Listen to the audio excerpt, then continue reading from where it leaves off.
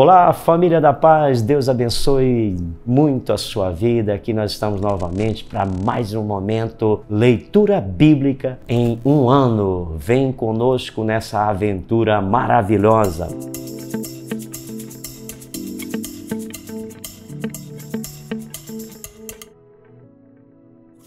Eu quero hoje aqui, eu tenho o privilégio de continuar ainda no livro de Crônica. Nós estamos em 2 Crônica 27 e 28, a história de Uzias e Jotão. É interessante porque a sucessão vai transcorrendo de uma forma que tem preparo, tem treinamento, tem orientações importantíssimas. E a história de Jotão é linda porque diz assim: Jotão tinha 25 anos de idade quando começou a reinar e reinou 16 anos em Jerusalém. A mãe dele se chamava Jerusa e era filha de Zadok. Fez o que era reto aos olhos do Senhor, segundo tudo que Uzias, seu pai, havia feito. Olha só, presta atenção nesse detalhe, nós vamos pegar aqui algo muito lindo, muito interessante. Olha só, fez segundo o que Uzias, seu pai, havia feito, exceto não entrou no templo do Senhor, e o povo continuava na prática do mal. Olha só, ele fez tudo que o pai fez, o pai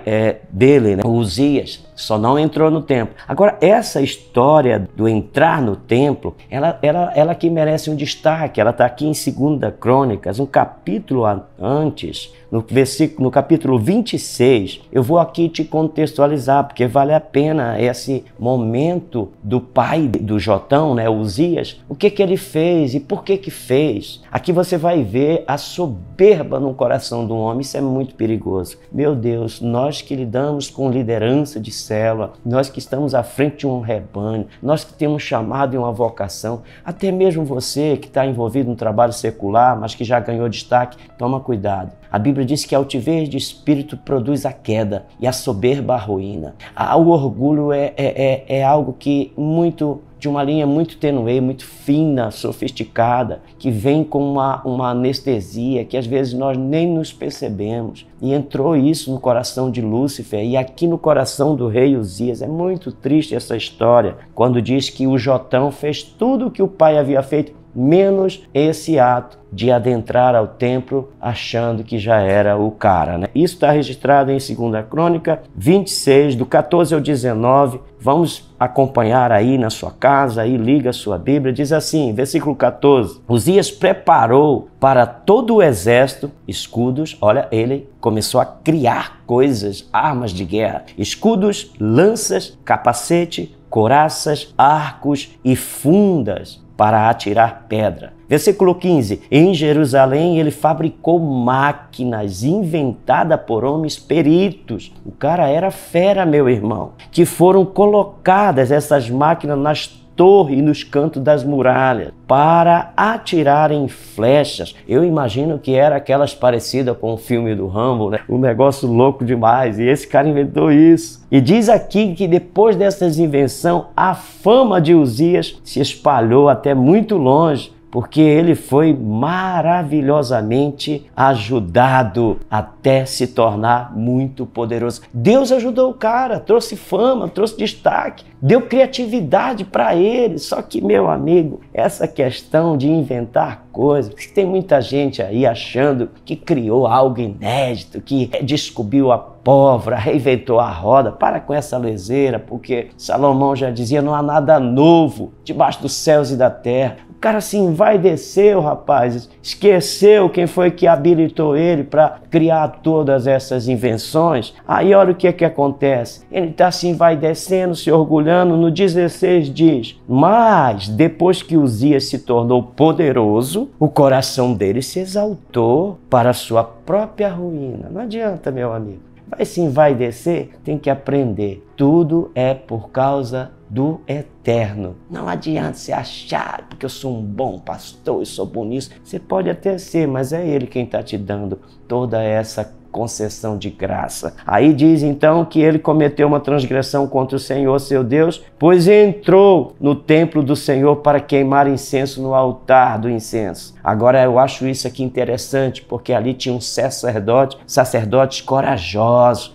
homem firme, que não deixaram, não passaram pano para o rei não, mas que foram lá e confrontaram ele. Olha só, versículo 17. Porém o sacerdote Azarias entrou atrás dele, acompanhado de 80 sacerdotes do Senhor, homens de maior firmeza. Eles enfrentaram o rei Uzias e lhe disseram: não compete a você, Uzias, queimar incenso diante do Senhor, mas aos sacerdotes, filhos de Arão, que são consagrados para este serviço. Olha, eles não ficaram com medo. Eu imagino que se fosse hoje, diante de tanta subserviência de alguns líderes que estão ali parecendo vaquinhas de presépio, eu não estou aqui te incitando a rebelião a nada, mas a Bíblia diz em Efésios, capítulo 5, versículo 25, que nós podemos falar a verdade em amor a quem quer que seja. É claro que você também não vai confrontar seu líder de uma maneira dura, desobediente, obstinada, quebrando princípios, mas esses homens, com muito amor, eles falaram para ele. E ainda disseram: saia do santuário, porque você cometeu uma transgressão muito grande, e isso não lhe trará honra do Senhor Deus para você. Então Uzias se indignou, ficou chateado, problema dele, né? Quem mandou se orgulhar? Ele tinha o incensário na mão para queimar incenso. No momento em que ele se indignou contra os sacerdotes, a lepra lhe saiu na testa, no lugar mais visível, né? Todo mundo viu o rei tá leproso. Que vergonha! Então, querido, fica uma mensagem para mim e para você.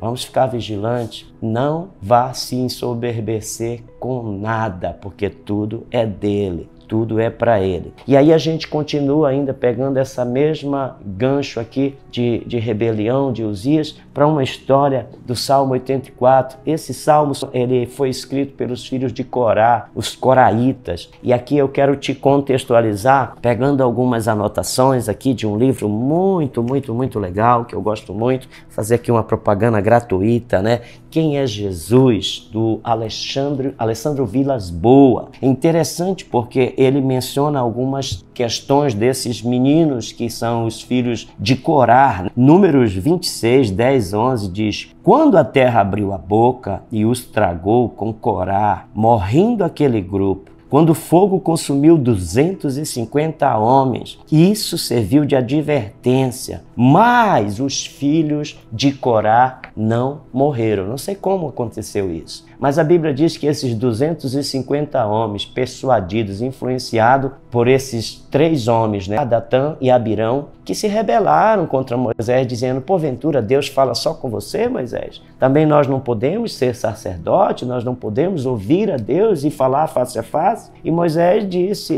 vamos fazer aqui um desafio, uma convocação, pega os seus incensários e aí a gente vai ver com quem realmente Deus se agrada, né? E eles toparam o desafio, e a Bíblia diz que esses homens estavam reunidos e seus familiares à porta da tenda. E é interessante porque quando você vê esses meninos que sobreviveram, né, os coraitas, descendentes de Corá, esse salmo tem algo muito interessante, porque eles não podiam entrar no Santo dos Santos. Por isso eles escrevem assim, ó: como amáveis são os teus tabernáculos, Senhor dos Exércitos.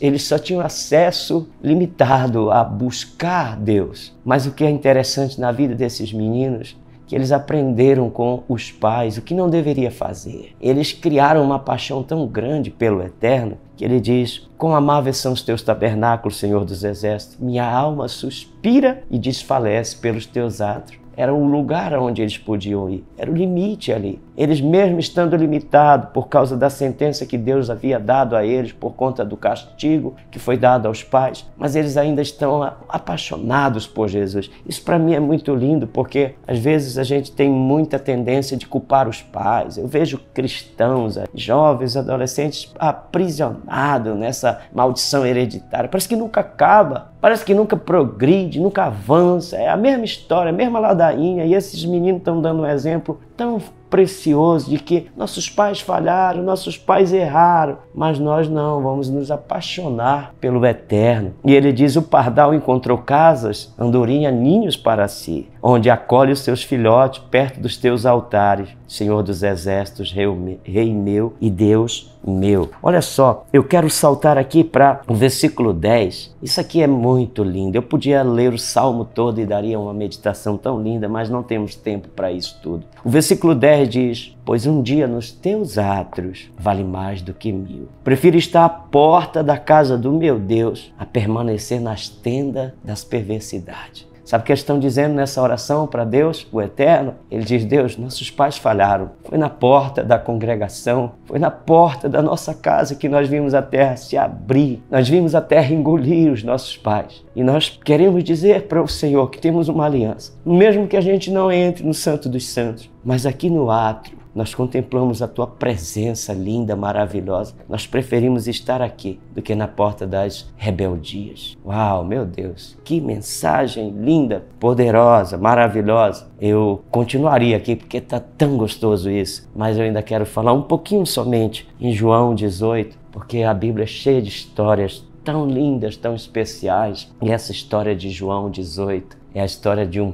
Pedro que está negando Jesus. E esse Pedro que está caminhando de longe, seguindo Jesus, quando vê Jesus sendo esbofeteado e aquela doméstica indo ao encontro dele, dizendo: você também é um dele. Ele nega por 3 vezes, você sabe o resumo da história. Ele diz que não, o galo canta. Jesus olha para ele, e o olhar de Pedro com Jesus se cruzam ali. Eu imagino quebrantamento, porque a Bíblia diz que Pedro saiu dali chorando amargamente debaixo de um quebrantamento. Tanto é que a história diz que lá mais à frente, em Marcos, capítulo 16, quando Jesus ressuscita e as mulheres vê Jesus, o anjo na tumba, e o anjo diz para as mulheres: vá a Galileia, diga aos discípulos que eu vou adiante encontrar com eles. Diga aos discípulos e a Pedro. Jesus manda os anjos frisar que o encontro ali tem como prioridade olhar novamente nos olhos de Pedro e liberar o perdão para que ele se sinta aliviado.